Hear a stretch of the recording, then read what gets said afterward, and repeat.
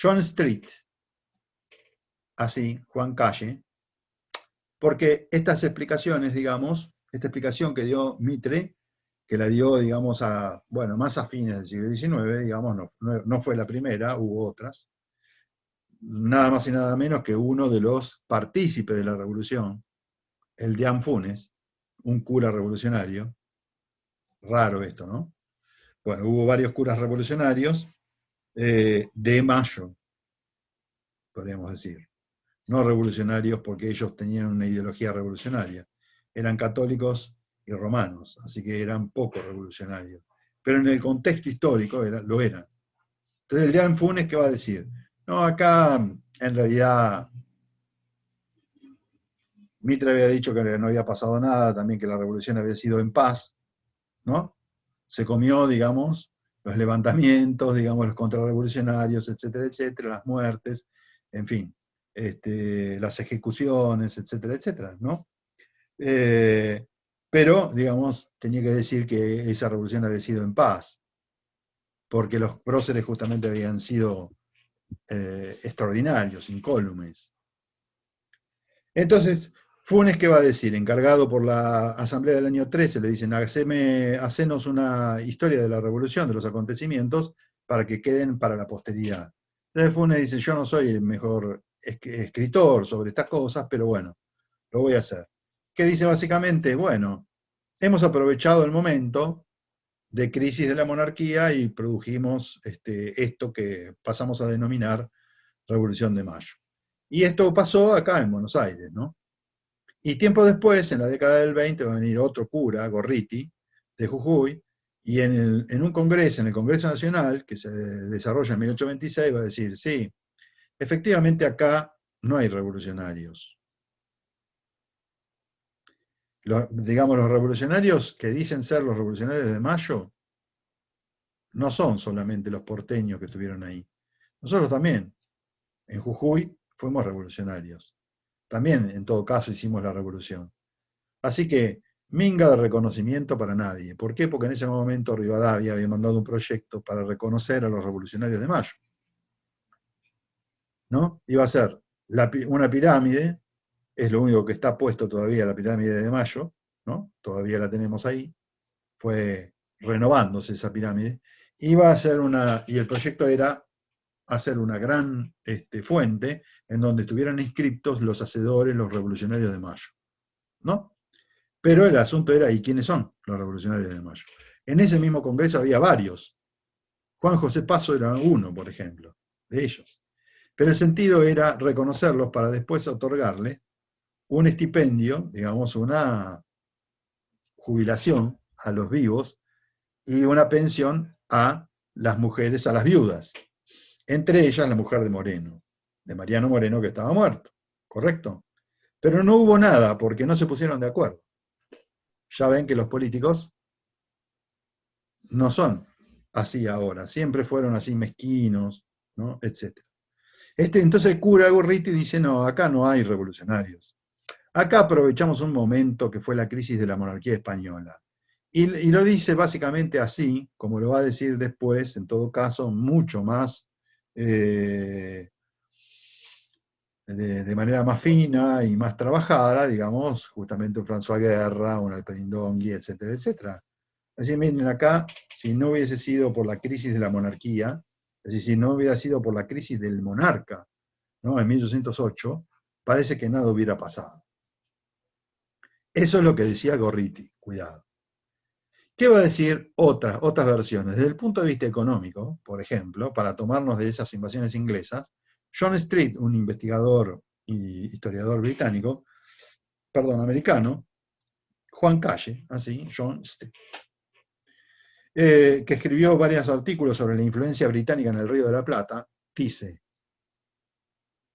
si no hubiera sido, básicamente, ¿no? Si no hubiera sido por los ingleses que invadieron el Río de la Plata, Buenos Aires, no hubieran tenido revolución, muchachos, porque ellos fueron los verdaderos introductores de las ideas, no solo del libre cambio, sino de la modernidad.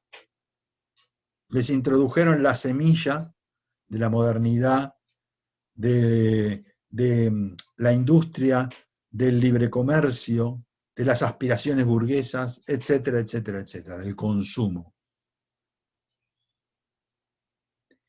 ¿Hay más explicaciones sobre la revolución para esto, para sintetizar, ¿no? Por supuesto que sí. También las invasiones inglesas produjeron internamente algo que es muy importante, que fue la militarización, que para Alperín fue la militarización revolucionaria. ¿Por qué? Porque los propios criollos nativos tuvieron que armarse para defenderse. Ciertamente hubo pelotones de españoles peninsulares que se armaron, gallegos, cántabros, etcétera, ¿no es cierto?, por regiones. Álzaga, Martín de Álzaga, un gran comerciante, ¿no?, encabezó, digamos, a los gallegos, los formó, ¿no?, formó las partidas que lucharon contra los ingleses, junto con los arribeños, ¿no?, los negros, los locales, los patricios, el cuerpo de patricios, y varios cuerpos más. Entonces, ¿pero qué pasó con estos cuerpos? Porque no se habían asentado acá tropas españolas. Las únicas tropas españolas habían venido, digamos, en la invasión de Ceballos a la colonia de Sacramento, hacía un montón de tiempo, todavía estaban acá, eran los dragones del rey, y estaban viejos, decrépitos, sin armamento, sin vestidos, sin nada. Que por supuesto se van a poner a luchar, pero eran 3. ¿Me explico? Entonces, allí se arman las milicias, y estas milicias no es que vieron, ay, ahora nosotros nos vamos a defender, ves que podemos defendernos nosotros mismos, podemos ser independientes. No es simplemente eso, sino que estas milicias pasan a ser pagas, no se desarman después. Se forman como cuerpo permanente, y ese cuerpo permanente se genera, por supuesto, un interés económico. Si yo antes no tenía trabajo, ahora soy un miliciano y además cobro dinero, si yo antes era una prostituta, para irme a un extremo, miren lo que les digo, si era una prostituta que privadamente trabajaba, pero ahora tengo un trabajo seguro, permanente y constante en esas milicias, todo el mundo empieza a tener intereses, porque además son milicias, dije una profesión, digamos, como la de la prostitución, como digo, las cocineras, las lavanderas, las mujeres de los soldados, las mancebas de los soldados, etcétera, porque donde hay soldados, hay mujeres. Los ejércitos no están solos nunca. Si no hay mujeres, esos hombres que van, esos ejércitos, se procuran las mujeres en el lugar donde están. Y es ahí donde hacen el mayor de los desastres. Los ejércitos siempre hacen desastres, según lo ve el profesor Quinteros. Ahora bien, entonces se genera un interés permanente, porque hay gente que empieza a vivir de la milicia y de los cuerpos permanentes. No así los españoles peninsulares, que eran voluntarios. Y estos, los no voluntarios, los pagos, comienzan a tener un relieve muy, muy fuerte a lo largo de estos años hasta la Revolución, y de manera posterior también. Son los que se van a resistir a la formación de los ejércitos profesionales, encabezados por San Martín y Alvear en 1812, 13, 14. El primer cuerpo de granaderos lo forma San Martín, ¿no?, pero todavía no se habían desarmado las milicias locales, todavía eran pagas.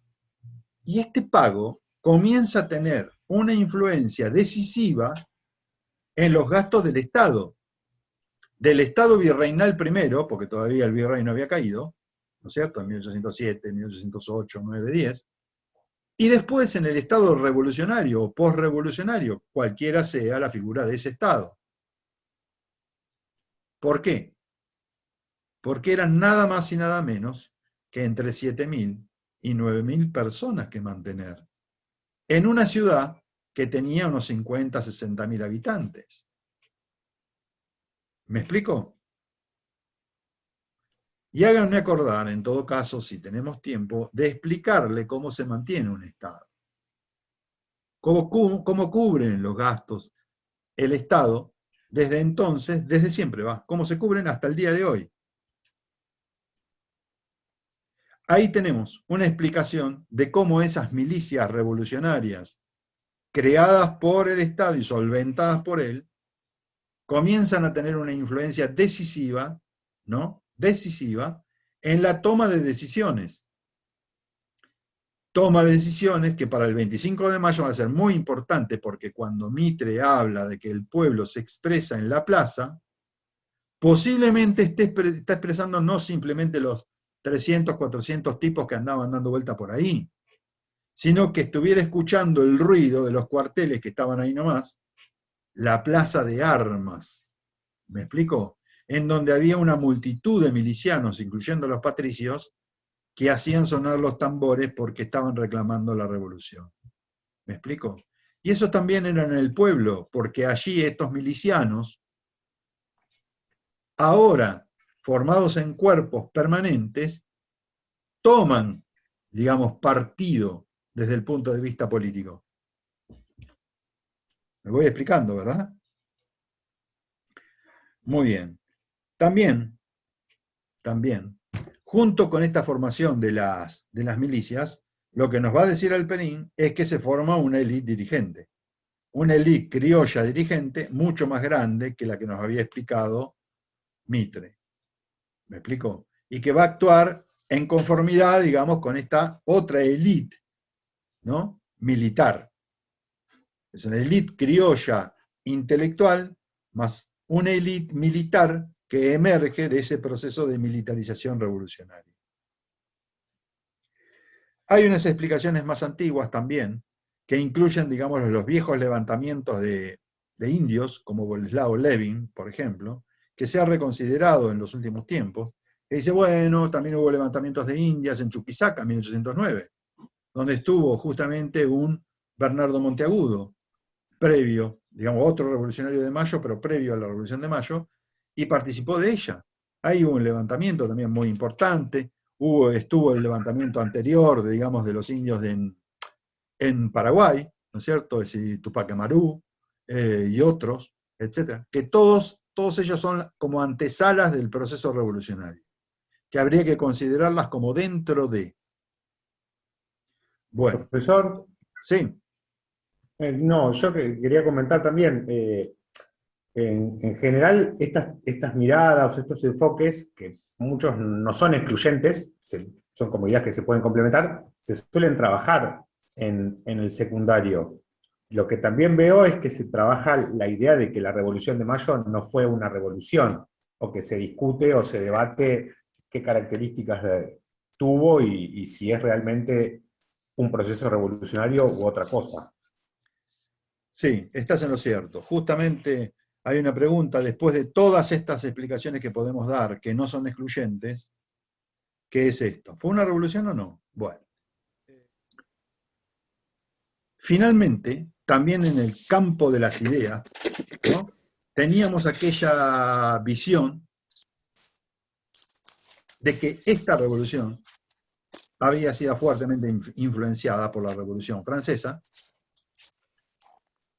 y en parte también por la Revolución Americana, o sea, norteamericana, quiero decir.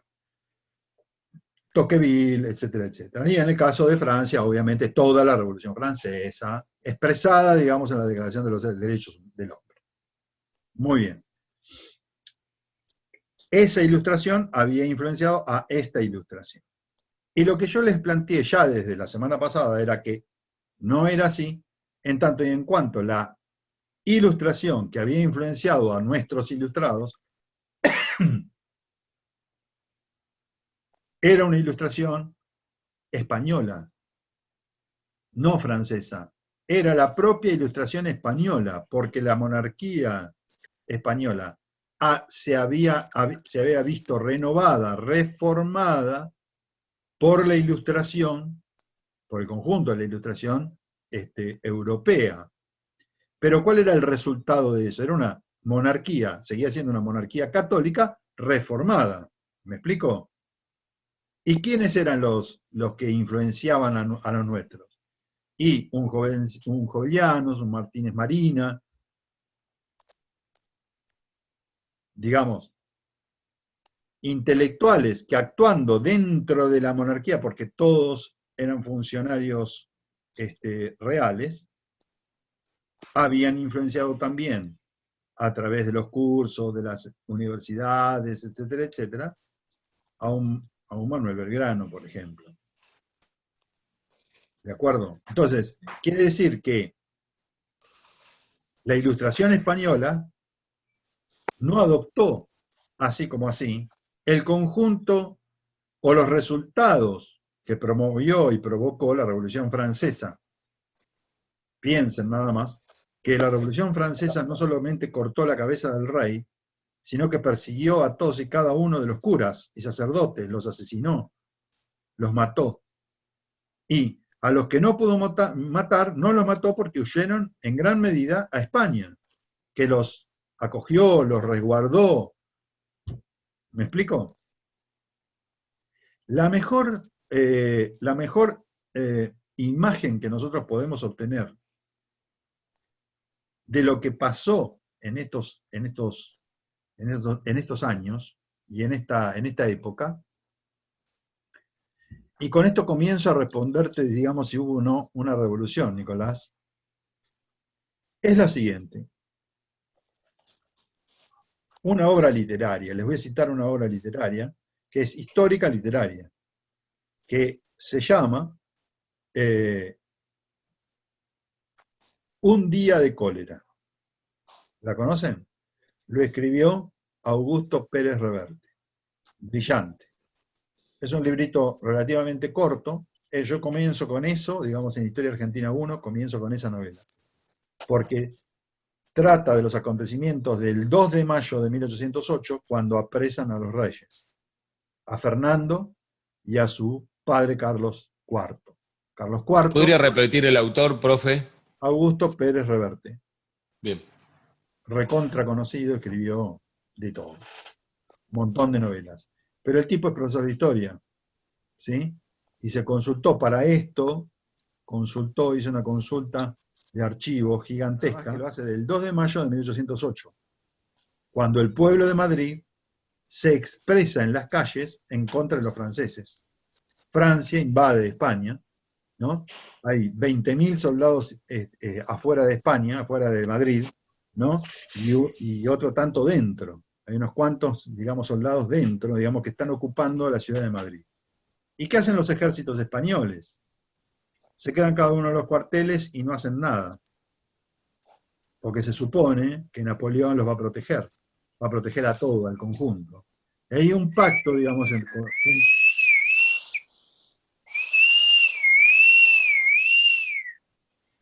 Deja de llamar al perro, Álvaro, por favor, que te escuchamos. Ah, profe, perdón. Ahora cierra la ventana. Muy bien. Y entonces, en ese libro, que es una obra literaria, por supuesto, pero basado, digamos, en hechos reales, muy puntuales. En cada uno hay acontecimientos que son muy pequeños, ¿no? Porque es calle a calle, lucha, digamos, tras lucha, etcétera, etcétera. Ahí vemos todos los condimentos que yo podría señalarles a ustedes para el caso del Río de la Plata. Todos los cuerpos que se expresan, cómo se expresan. Digamos, cuando hablo de los cuerpos digo, están desde las cocineras del cuartel hasta una parte de los soldados, una parte de los artilleros, una parte de los jefes de alto mando que no se juegan los de más abajo, todos en defensa del rey, guarda, todos quieren defender al rey, que está en Bayona, ya no está, digamos, en España, se lo han llevado a Bayona, que es una de las primeras localidades cruzando la frontera en Francia, y ahí es donde se producen las abdicaciones, las famosas abdicaciones, que terminan, digamos, con Bonaparte, el hermano de Napoleón, como monarca de España. ¿Me explico? ¿Quería en eso el pueblo español? No, el pueblo de Madrid se expresa, se rebela, salen a la calle y empiezan a matar a todos los franceses que pueden encontrar. Y los españoles, los altos mandos, que quieren parar, no quieren que pase eso. ¿Por qué? Porque saben que se les viene la invasión total. Pero la resistencia comienza en 1808. Esa es la real crisis de la monarquía. Una monarquía que no se defiende a sí misma. ¿Me explico? Una monarquía que es defendida por el pueblo de Madrid. Después va a ser toda España, va a ser un hervidero, porque toda España se va a revolucionar. ¿En contra de quiénes? De los franceses. Que, por cierto, los odiaban justamente a muerte. Todo eso va llegando muy lentamente al Río de la Plata, porque no había teléfono, no había internet, no había nada de todo esto. Meses hasta llegar esa información hasta acá, ¿me explico? Y mientras tanto, acá, ¿qué se hacía? Ahí la vamos piloteando, se va remando, se producen las invasiones inglesas, miren todo lo que pasa. Es más, se producen las invasiones inglesas porque la monarquía está en crisis, tiene una crisis profunda. En 1805 se había producido la batalla de Trafalgar. Toda la flota española se perdió allí, en esa batalla, que pensaban ganar, y perdieron de lo peor, perdieron toda la flota, y es por eso que Inglaterra pasa a ser dueña de los mares. Es por esa circunstancia que pasa, ¿me explico? ¿Por qué le señalo todas estas cuestiones así? Porque después nosotros vamos a tener una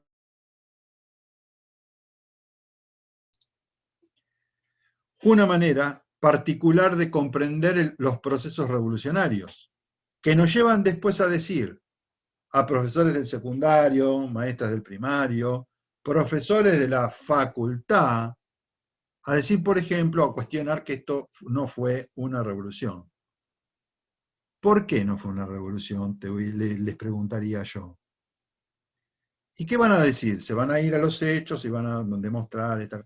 Y yo les voy a decir, no, pero no importa eso, los hechos. Me importa cómo interpretás vos los hechos. ¿Por qué no es una revolución? ¿Cómo pensás vos que tiene que ser una revolución? A ver, explícame. Y entonces allí va a emerger la idea de que hay unas formas de hacer la revolución y todo lo que no entre en esa forma revolucionaria no es revolución. ¿Correcto?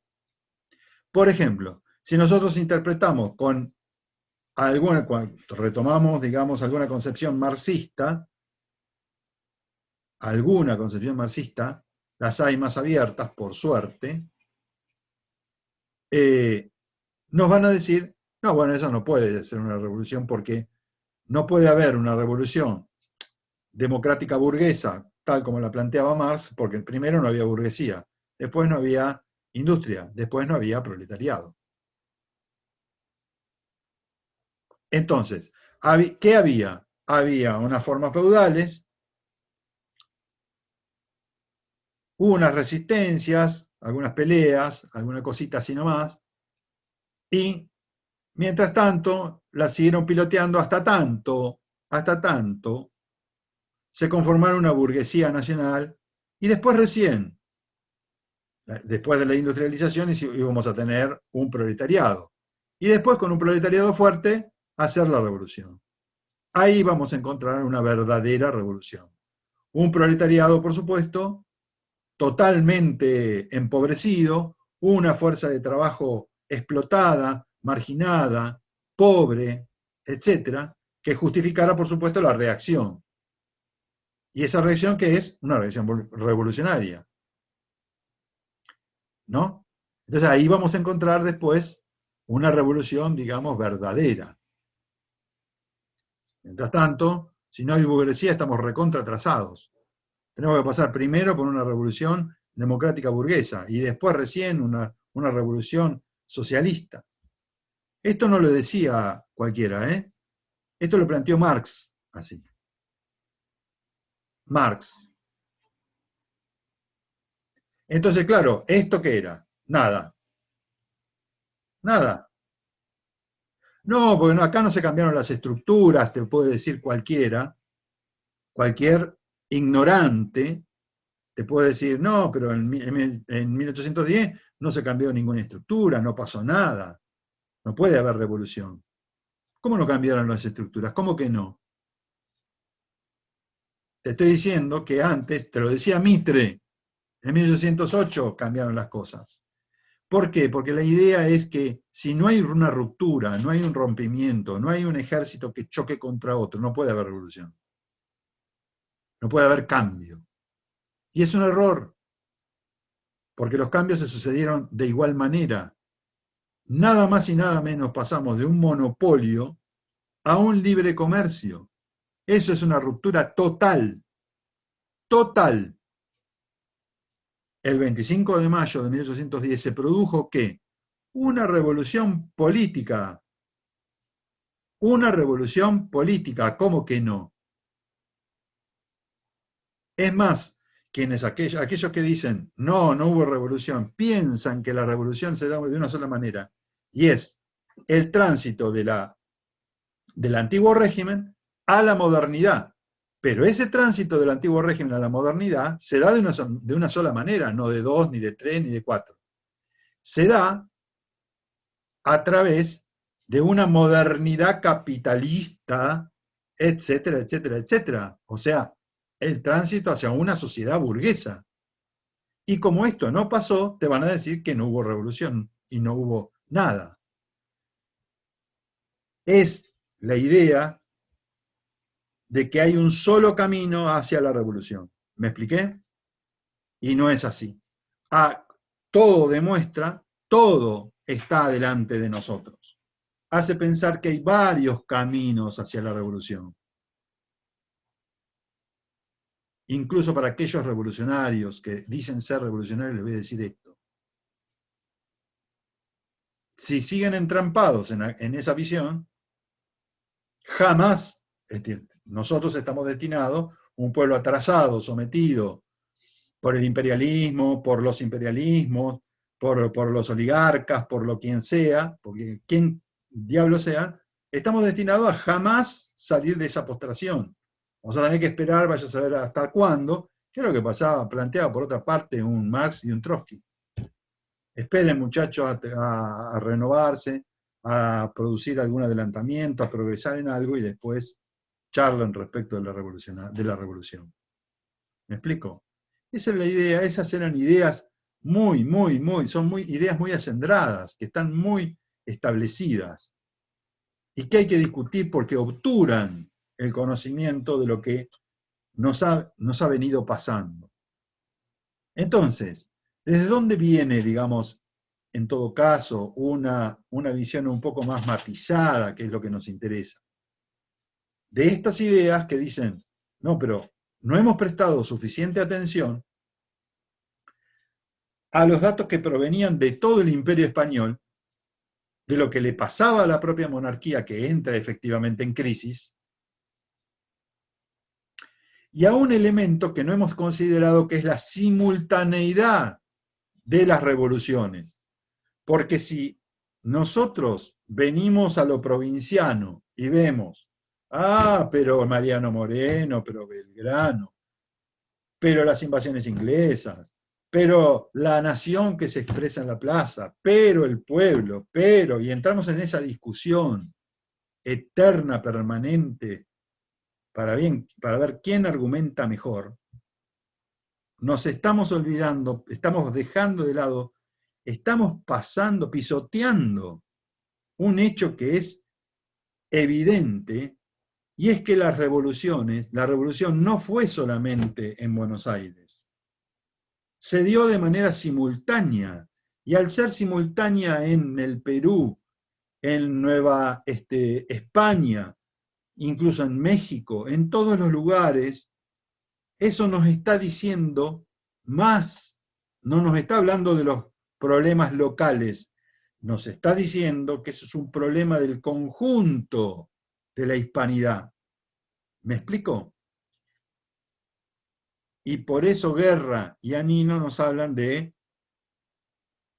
cómo fue un proceso simultáneo, cómo hubo horizontalidad, digamos, en los planteos, ¿no? Y en las revoluciones, se dan todas al mismo tiempo. Muy bien. ¿Preguntas hasta acá? ¿Preguntas No, sobre el no. texto de Anino o de Guerra? ¿O de alguno de estos?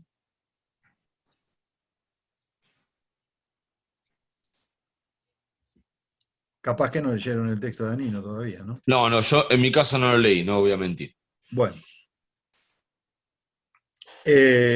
Muy bien. Entonces, presten atención en el texto de Anino, esto que les acabo de decir.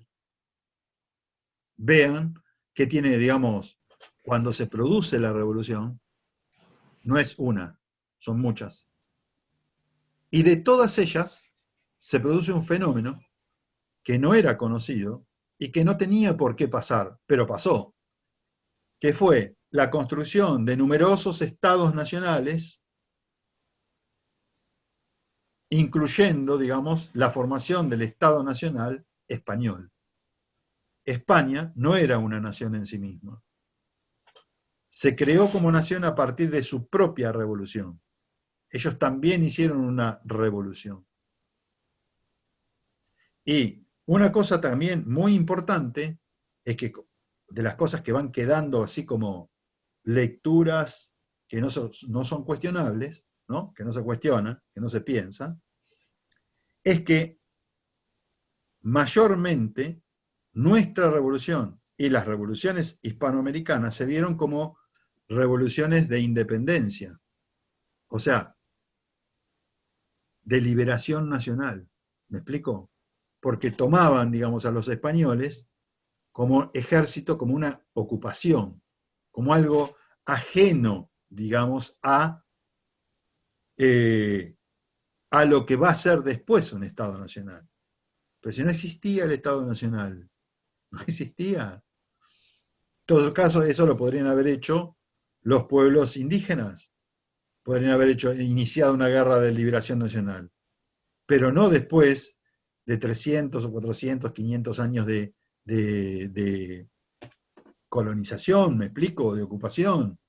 No después, es un disparate decir eso. ¿Qué guerra de liberación nacional? No, no hay guerra de liberación nacional.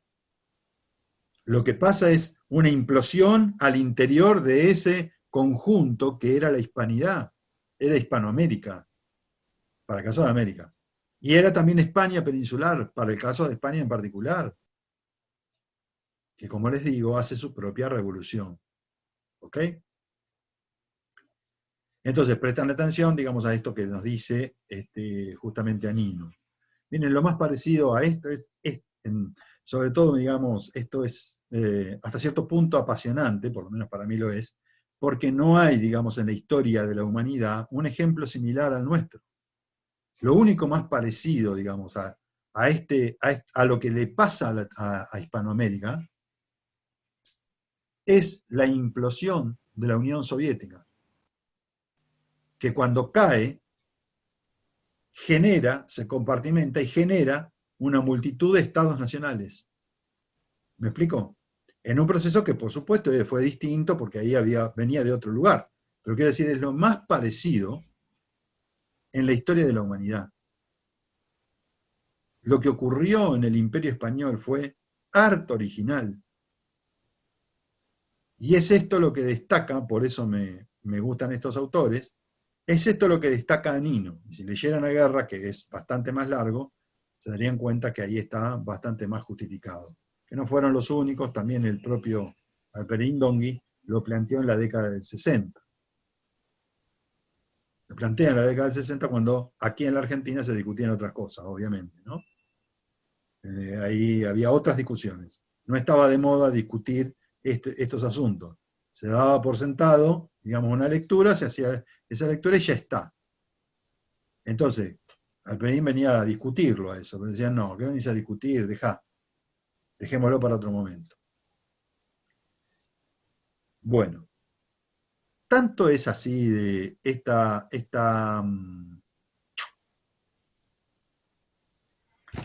este fenómeno, digamos, que ocurre al interior del Imperio Español, que con todos estos ingredientes, nosotros podemos comprender mejor por qué la revolución se hace en nombre de Fernando VII. ¿Sí?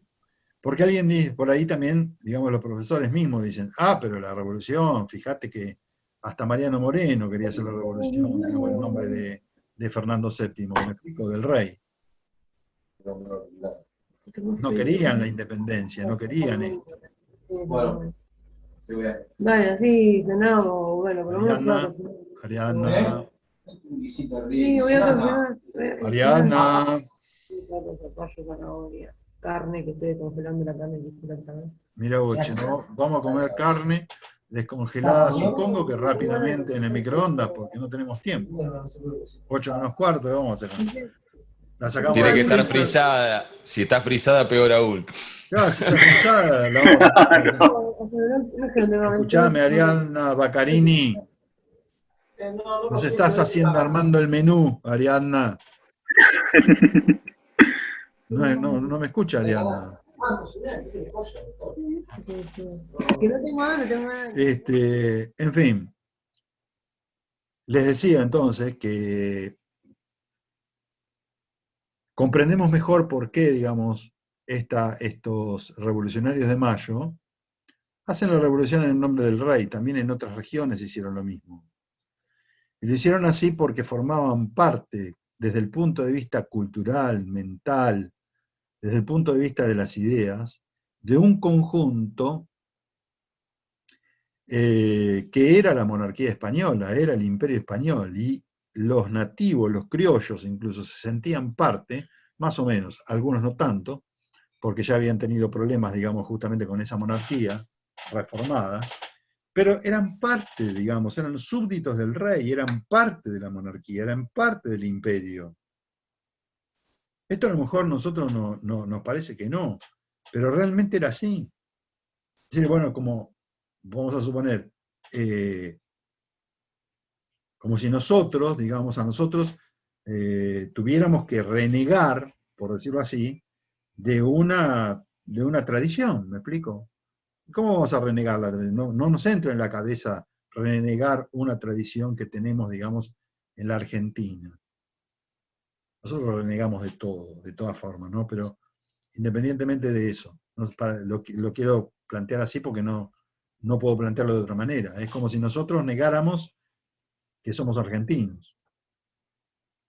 ¿Se entiende? Bueno, los criollos eran españoles. Eran españoles. Y durante siglos estuvieron en el mismo pie de igualdad que un español peninsular. La única diferencia era español peninsular, español americano. Nada más. Pero eran españoles, me explico, y eran súbditos del monarca de la misma forma. Y tenían exactamente los mismos derechos y las mismas obligaciones. Es más, tenían más derechos los que venían acá, ¿no? Porque este era mucho más laxo, ¿no? Los dejaban hacer, etcétera, etcétera. Había más flexibilidad en un montón de cosas, hasta que los Borbones comenzaron a reformar y cambiaron, digamos, algunos de estos patrones. Pero realmente era muy difícil renegar en contra del rey. Nosotros hacemos la revolución en nombre del rey que está apresado. Y qué sé yo después si viene otro rey o quién, etcétera, etcétera. Tampoco podríamos entender después una actitud como la de San Martín, que quería implantar una monarquía a todo trapo, a todo trance. ¿Me explico? O un Belgrano que también quería una monarquía. ¿Se entiende? No podríamos entenderlo. Y sí, porque tenían la cabeza de esa época, porque habían sido formados dentro de ese imperio español. Claro, eso iba a preguntar si tenían noción de otras maneras de gobernar.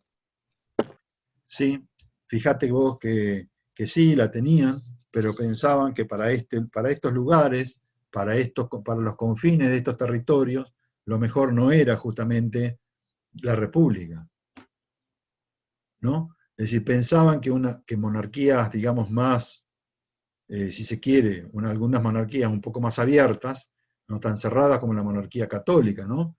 Pero monarquías al fin, nativas, con monarcas nativos, con la creación, miren lo que les voy a decir, con la creación de una aristocracia nativa, de una nobleza nativa que no había, estos pueblos se iban a conducir mejor. ¿Y por qué hablaban de pueblos? Porque seguían teniendo una mentalidad no simplemente elitista, sino de antiguo régimen. Pensaban en función de los cuerpos. Es muy difícil salirse de esa mentalidad. San Martín incluso, como bien ustedes lo plantearon acá la vez pasada, ¿no? Era militar, estaba acostumbrado al orden cerrado y a un cuerpo, que era el cuerpo del ejército, donde no se piensa, se actúa, se obedece las órdenes. ¿Me explico? San Martín tenía una mirada así, como Bolívar mismo. Simón Bolívar también tenía la misma idea, terminó pensando lo mismo. Sí, o algo parecido. De Bolívar y Moreno hablaban de una constitución. Y en el caso de Moreno, yo le preguntaba en el caso de Moreno, ¿cómo sería entonces? ¿También habla de monarquía? No lo vi. No. Moreno precisamente tenía una visión distinta, digamos, de cómo debía darse, digamos, el proceso revolucionario. Porque si bien Moreno va a decir lo mismo, ¿no? Es decir, bueno, vamos a hacer la revolución en nombre del rey, en la cabeza aparentemente tenía otra idea, ¿no? Y que la expresa, digamos, a través de sus escritos. Sus escritos políticos expresan justamente la idea de que hay que formar una constitución. Y esa constitución inexorablemente iba a marchar hacia al establecimiento de una república. Lo que pasa es que ustedes piensen que las repúblicas de la época están mal vistas también, ¿no? República significaba alboroto, el pueblo expresándose, digamos, democracia. Y para Mariano Moreno, y sobre todo para un Monteagudo que sigue expresando sus ideas, es decir, las ideas propias de Moreno,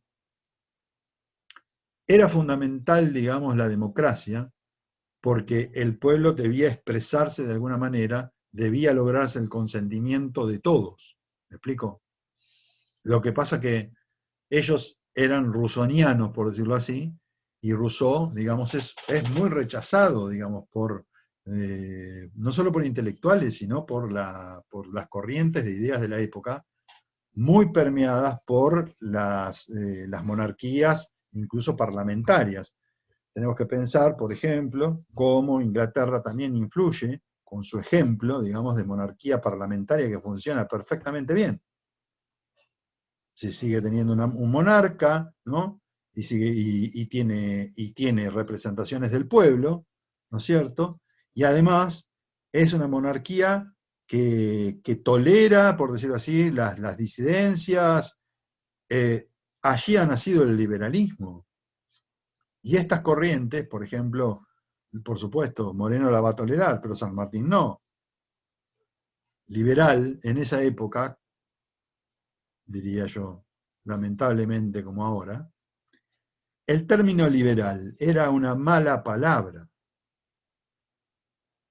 Liberal, no sé si habrán visto Boston Legal, alguno vio Boston Legal, ¿no?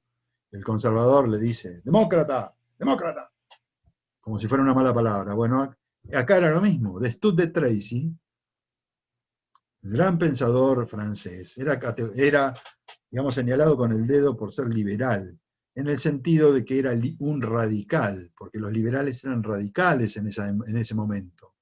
¿Y por qué eran radicales? Macana, porque estaban planteando la existencia de un individuo, de que cada uno de los individuos tenía derechos, deberes y libertades. De hecho, Moreno creía no creía obviamente en los esclavos y consideraba a los pueblos originarios como personas, que en ese momento era como... por eso era mismo, demasiado progre para su época. Por eso mismo, cuando...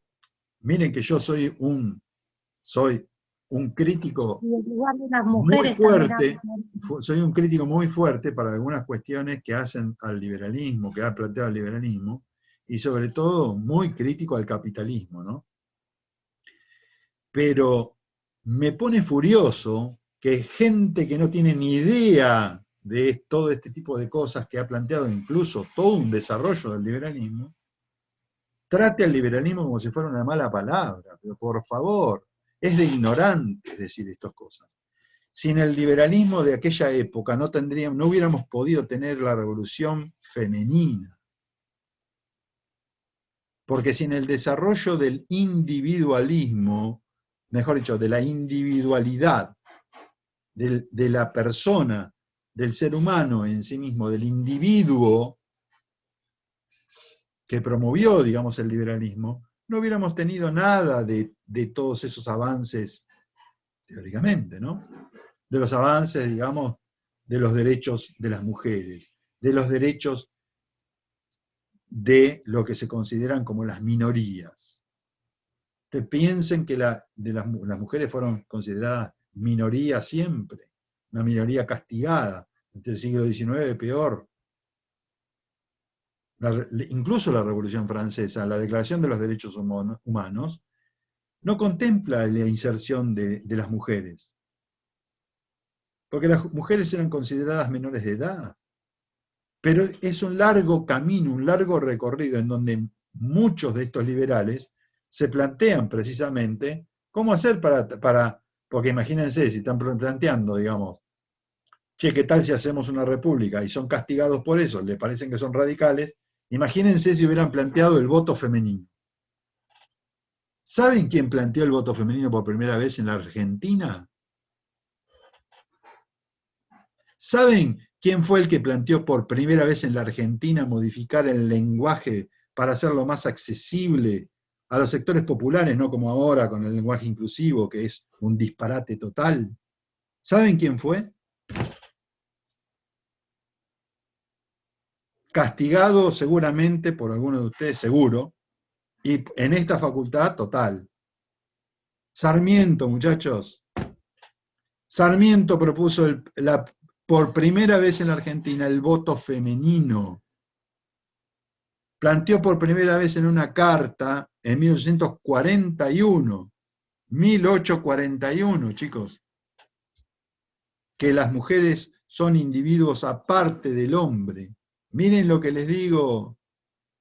Claro, había que animarse en esa época, digamos, a plantear Había que eso de la decirlo, mujer. había que decirlo. ¿Sí? En el lenguaje propuso la reforma para eliminar la Y y utilizar solamente la I latina. ¿Para qué? Para no confundir a las masas populares, para que la alfabetización fuese más rápida. Dejar de utilizar la H, que la H no se pronuncia, no tiene sonido, para no confundir a los pobres, que había que alfabetizar rápidamente para que fueran ciudadanos, muchachos. Ahora duplicamos el lenguaje, ellas y ellos, esto y el otro, todo para confundir a las masas populares que están pobres. De eso hay que discutir, de la pobreza, no de estas otras pavadas. En el siglo XIX se propusieron estas cosas, pero para favorecer a las personas, no para complicarles la vida.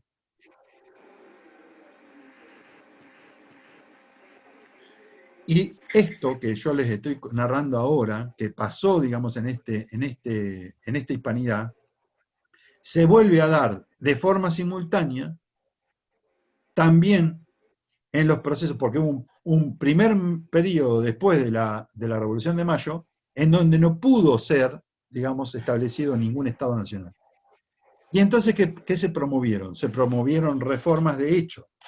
Y esas reformas llegan de la mano de estados provinciales, como por ejemplo el Estado de Buenos Aires, con Rivadavia, digamos, a la cabeza de ese movimiento, pero también, digamos, con Mansilla en Entre Ríos, y otros intelectuales en Corrientes.